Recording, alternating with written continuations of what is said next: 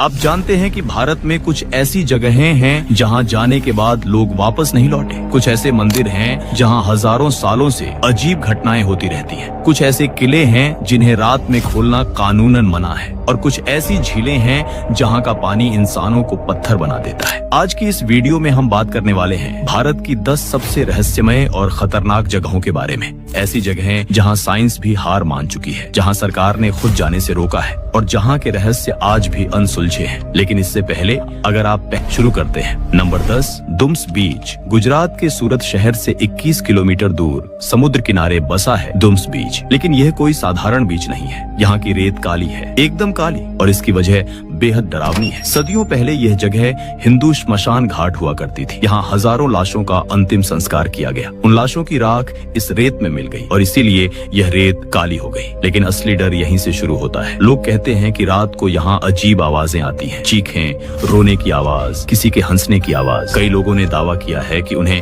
यहाँ अजीब साए दिखे। कुछ लोग रात को यहाँ टहलने गए और वापस नहीं लौटे। अगली सुबह उनकी लाशें समुद्र में तैरती मिली। 2001 में मुंबई के 3 युवक यहाँ रात में कैंपिंग के लिए रुके। सुबह उनमें से एक गायब था। पुलिस ने 3 दिन तक तलाश की, लेकिन उसका कोई निशान नहीं मिला। बाकी 2 युवक इतने डर गए कि उन्होंने कभी बताया नहीं कि उस रात क्या हुआ था। स्थानीय लोग रात में इस बीच पर जाने से मना करते हैं। पुलिस भी रात के बाद यहाँ पेट्रोलिंग नहीं करती। क्या सच में यहाँ भूत प्रेत हैं या ये सिर्फ लोगों का डर है, कोई नहीं जानता। लेकिन एक बात पक्की है, रात को दुम्स बीच जाना खतरे से खाली नहीं है। अब चलते हैं नंबर 9 पर, और यकीन मानिए आगे की जगहें इससे भी ज्यादा रहस्यमय है। Number 9, Roopkund lake.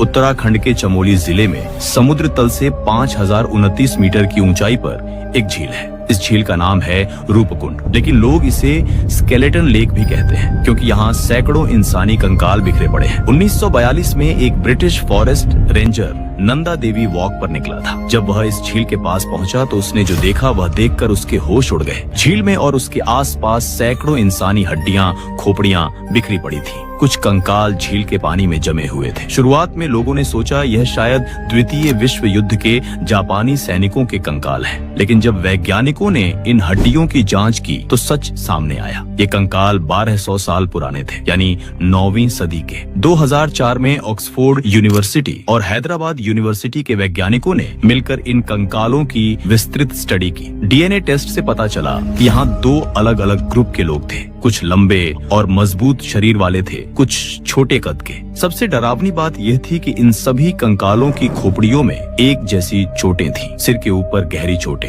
ऐसी चोटें जो किसी गोल और कठोर चीज से लगी थीं। वैज्ञानिकों ने कहा ये लोग औलों की बारिश से मरे थे।